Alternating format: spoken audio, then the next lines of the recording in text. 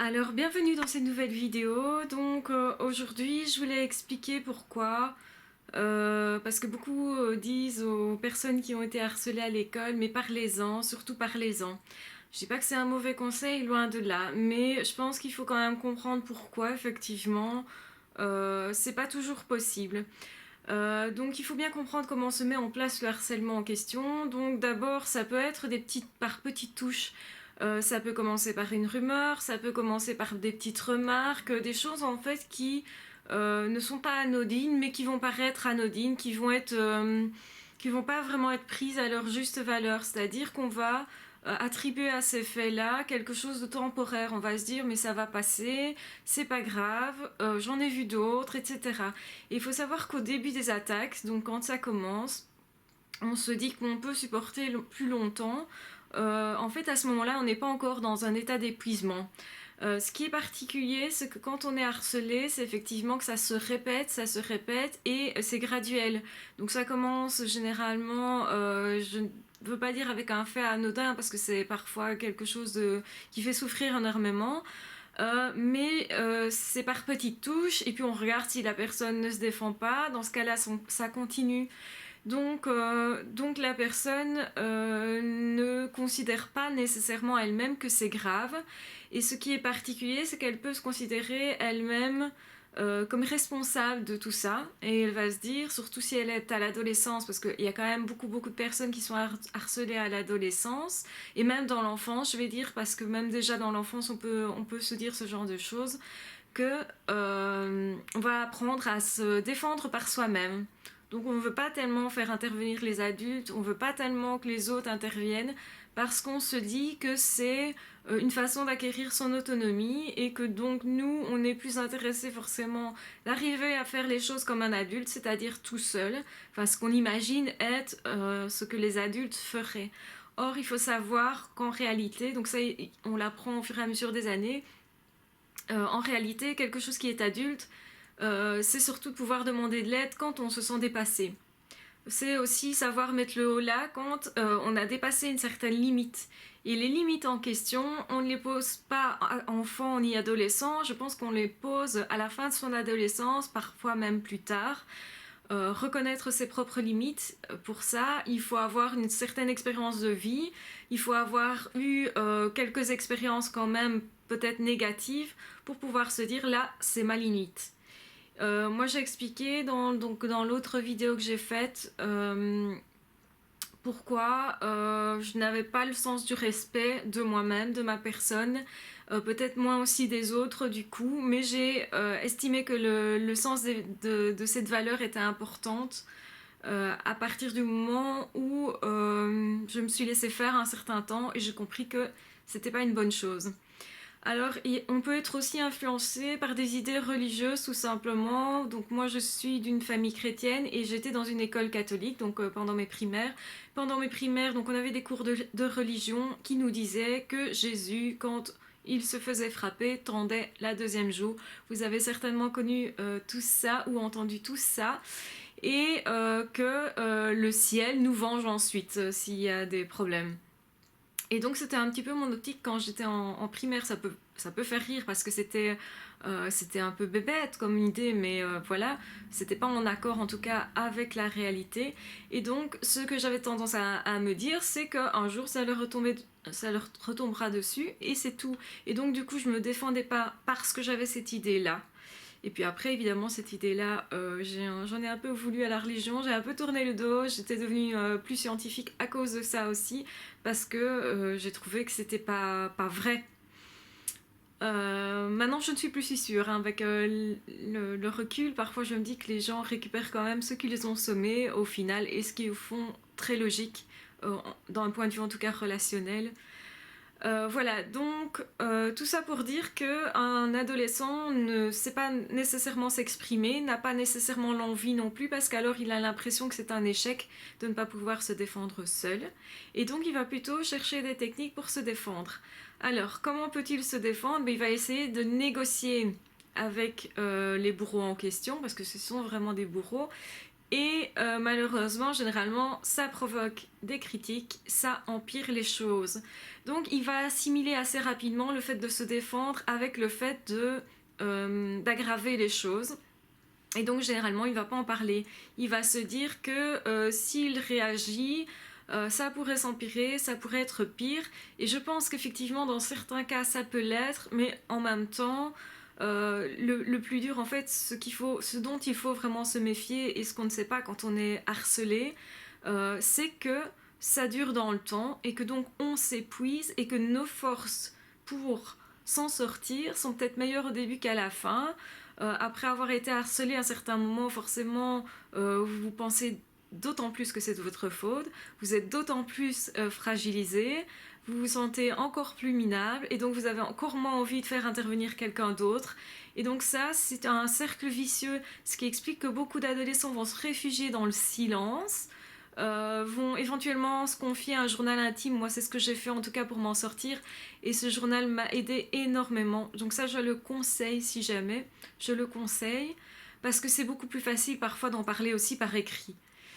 Donc ça peut être des pistes pour intervenir. Et alors, donc, parfois aussi, c'est l'élève qui s'en expliquer, va expliquer à ses parents qu'il veut juste ne plus aller à l'école sans expliquer le pourquoi. Donc c'est aux adultes aussi à être un peu plus malins que ça et à se dire il y a vraiment un problème quelque part, il faut que je fasse quelque chose.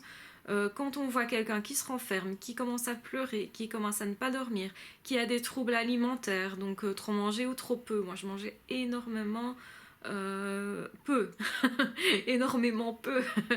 Je pense que vous avez cru que j'allais dire l'inverse. Eh ben non, c'était une catastrophe. J'avais la peau sur les os.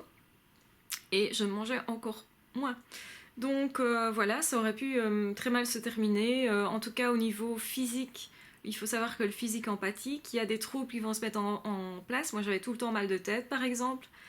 J'avais tout le temps mal de tête, j'étais tout le temps anxieuse et fatiguée. Tout le temps fatiguée. Donc, quand on me demandait ça va, je pouvais répondre facilement je suis fatiguée, même si je ne savais pas que ça n'allait pas, que c'était un signe avant-coureur d'une dépression.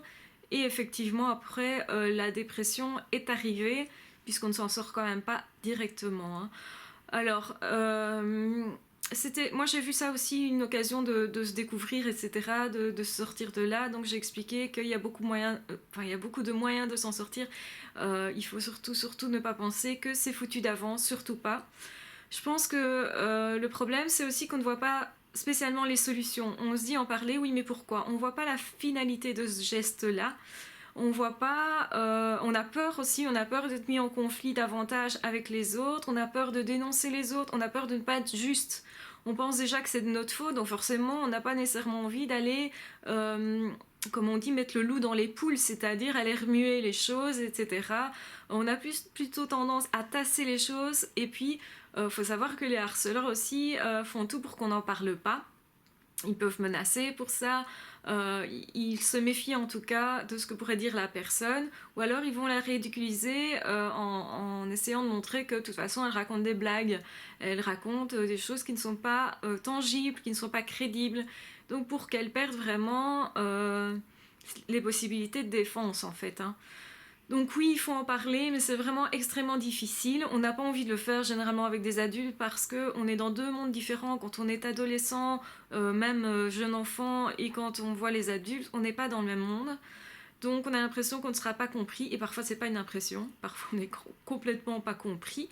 Il faut savoir qu'il y a des gens qui en parlent, ou qui essayent d'en parler, mais parfois à de mauvaises personnes aussi. Donc ça peut être un éducateur qui ne sait pas du tout comment réagir, ou qui ne comprennent pas ce qui se passe. Y a beaucoup de personnes qui vont se dire oui, c'est juste un petit conflit entre deux personnes. Donc ça, ce serait plus ou moins normal dans une classe, mais quand ça dure 2 ans, 3 ans, 4 ans, faut quand même se poser des questions. Et surtout, le problème, c'est que justement, on n'a pas la capacité de se défendre. Et je crois que le harcèlement existe à cause de ça. On se laisse faire. Donc indirectement, on est coupable de ça. Donc c'est-à-dire de se laisser faire et de se laisser exploiter, de laisser les choses aller de pis en pis. On n'a pas le courage d'aborder les choses en face. On se ment à soi-même, on se dit que ça va aller, qu'on va tenir le coup. On peut se dire éventuellement qu'on est déjà très fort et donc ne pas voir le problème en face non plus. Et en fait, ça aggrave les choses. Et puis il y a le fait aussi, donc ça continue aussi parce que les personnes qui sont à l'origine du harcèlement se rendent pas nécessairement compte non plus que c'est du harcèlement. Ils n'ont pas généralement de bonnes intentions, ils se rendent compte quand même qu'ils n'ont pas de très très bonnes intentions, mais souvent il y a quand même la notion de on s'amuse, on fait rien de mal. Donc ça, ils ne se rendent pas compte nécessairement que de l'impact réel sur la victime. Ils se rendent encore moins compte de l'impact durant les années qui vont suivre. Et ça, la victime ne s'en rend pas compte non plus. Et c'est ça que c'est important de pouvoir mettre une halte au harcèlement le plus vite possible, le plus tôt possible. Mais malheureusement, ça nécessite toute une prise de conscience. La prise de conscience qu'on est une victime. La prise de conscience que c'est pas de notre faute. Et déjà, rien que ça, c'est un fameux chemin. Il faut trouver les moyens, comment faire pour que ça s'arrête. Parce que moi j'ai utilisé de mauvais moyens. C'est-à-dire que j'ai écrit des lettres pour leur donner, pour leur dire maintenant c'est tout. S'il vous plaît, on peut plutôt être amis. Et donc ils sont foutus de ma gueule en fait. Donc ça a été lu en classe. Enfin bon voilà, ça a été encore une autre occasion de continuer le harcèlement. Et ben voilà, le problème, c'est que justement, ça va loin. On n'a pas conscience que ça va si loin que ça. On se dit que ça va se tasser, qu'ils vont s'ennuyer au final. Et ça pourrait, mais la plupart du temps, ça continue. Donc voilà. Moi, je conseille aussi d'en parler, mais d'en parler aux bonnes personnes, aux personnes extérieures, pas à l'école nécessairement. D'essayer d'en parler peut-être à un membre de la famille qui n'est pas les parents, donc quelqu'un qui serait plus neutre en fait. Parce que les parents, eux, vont se sentir plus facilement coupables de ne pas avoir vu, et la plupart ne voient rien. Il faut dire que chacun vit dans son monde aussi, et je pense que les adultes ont aussi leurs problèmes, ils ont aussi leurs soucis de tous les jours, et ils ne voient pas nécessairement ce qui se passe. Parce que quand on est à la maison, mis à part sur internet, il se passe rien de visible. Alors je conseille surtout de garder toutes les traces que vous avez, les SMS, les mots bizarres, les petits mots écrits, tout, gardez tout. Prenez des photos s'il faut. Bon, maintenant on a une technologie qui le permet, profitez-en. Gardez les traces et dites-le à vos harceleurs. Moi j'ai gardé toutes les traces. Si tu veux, un jour je porte plainte et on verra ce qu'on verra. Peut-être qu'à ce moment-là ils vont prendre peur et c'est comme ça que ça peut s'arrêter. Maintenant évidemment, le problème, moi ce que j'ai fait pour me défendre, c'est que j'avais quand même quelques copines dans l'école, enfin quelques connaissances en tout cas, qui étaient un peu de mon côté. Et donc j'ai essayé aussi de faire exactement la même chose qu'eux. Donc c'est pas ce qu'il y a de mieux. Mais je me suis dit, si ils ressentent ce que c'est que d'être critiqués, moqués comme ça, peut-être qu'alors ça va s'arrêter, qu'ils vont comprendre ce que ça fait, qu'ils vont comprendre la douleur que c'est. Et en fait, en faisant ça, moi je me suis sentie extrêmement coupable parce que je me suis dit, mais c'est dégueulasse de faire ça. Donc j'avais vraiment du mal, je me sentais coupable, après j'étais vraiment pas bien. Et donc j'ai demandé à mes copines qu'on arrête, j'ai pas pu tenir longtemps en fait.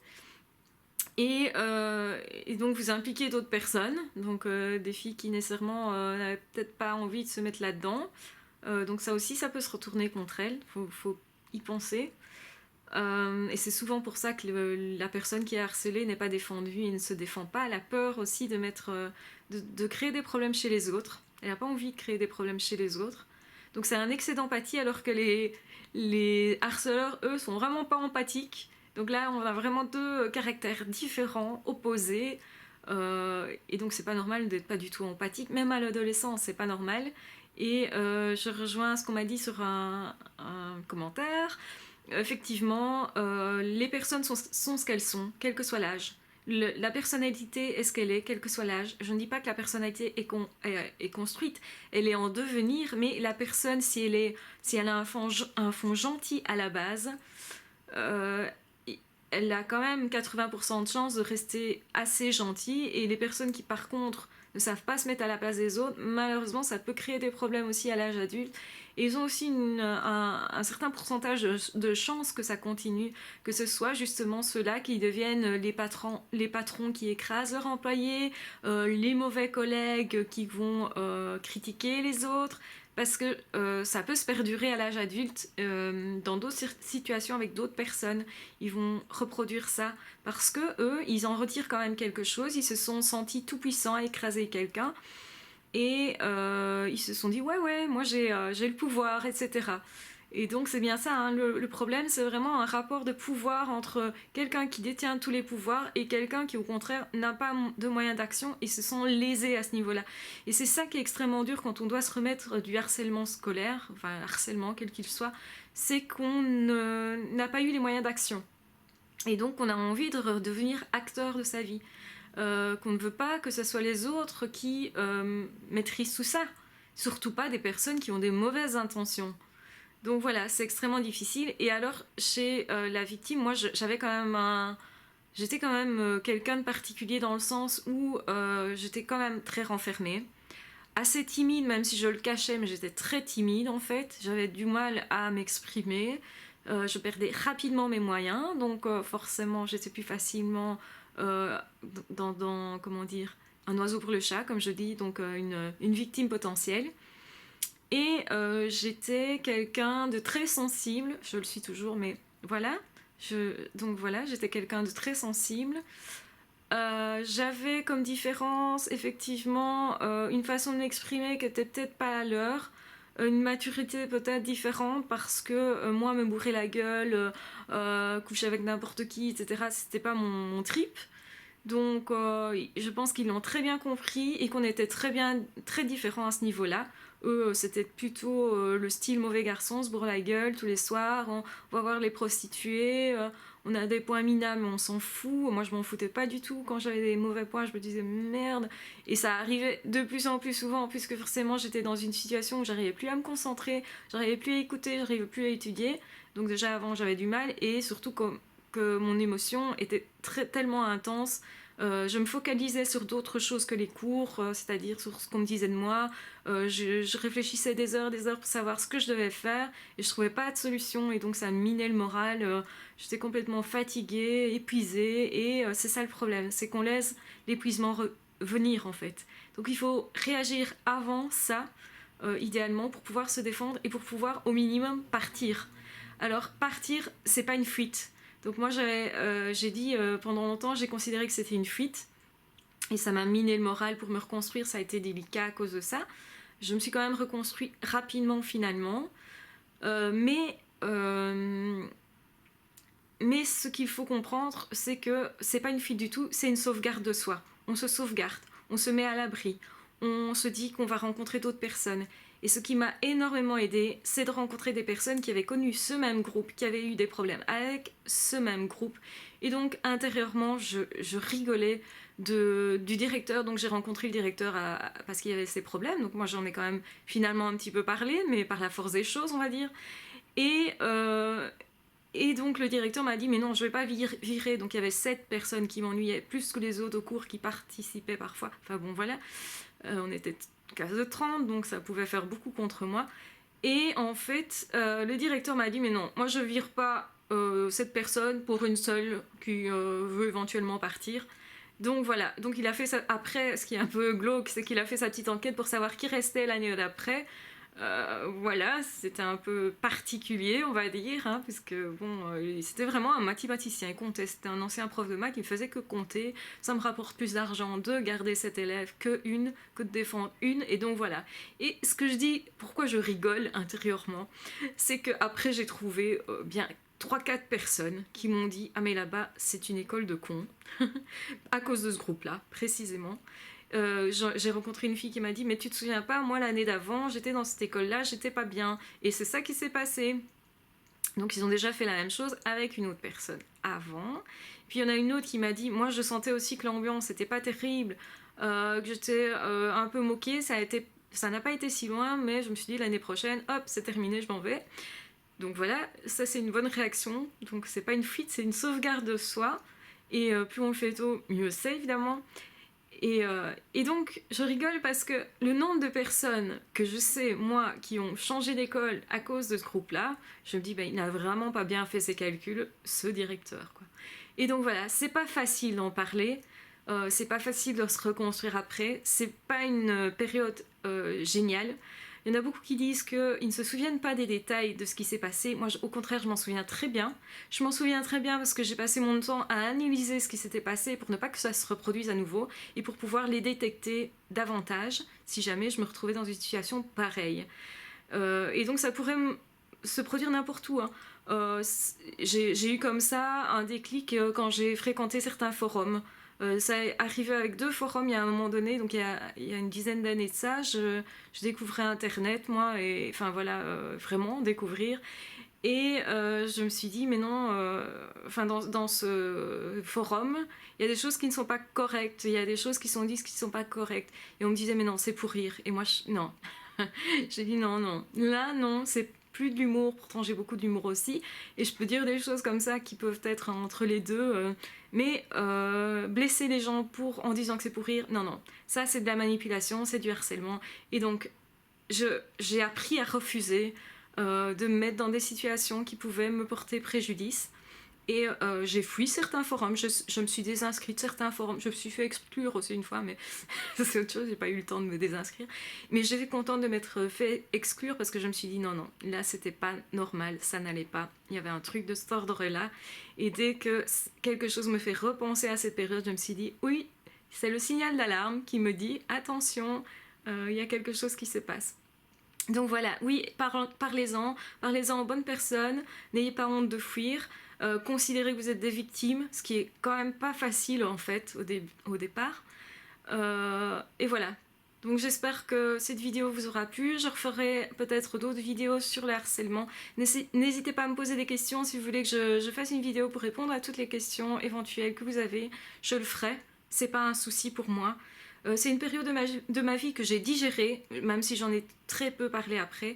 J'en ai énormément parlé à mon journal intime en fait, et ça je vous le conseille parce que c'est vraiment une occasion de non seulement après de pouvoir relire tout ce qui s'est passé par étapes pour pouvoir l'analyser, et ensuite aussi parce que ça me permettait de sortir de moi toute une série de choses qui me faisaient mal et qui du coup, une fois qu'elles étaient sorties de moi, me faisaient moins mal et pouvaient me permettre d'avoir un certain recul sur les choses et pouvoir me dire aussi mais ça c'est vraiment vraiment pas normal. Voilà, sur ce, je vous souhaite bon courage si vous êtes dans une situation de harcèlement. En tout cas, ne lâchez pas, continuez d'espérer, il y a un avenir ailleurs. Laissez derrière vous les personnes qui sont pas correctes avec vous. Ils n'en valent simplement pas la peine. C'est pas la peine vraiment de s'exciter à trouver des solutions, même si vous en êtes capable, même si vous êtes capable de vous adapter à tout ça. Ne le faites pas parce que ils ne méritent pas. Ils ne le méritent pas. Il faut pas tolérer ce genre de choses. Donc voilà. Je vous souhaite une très bonne journée et à très vite.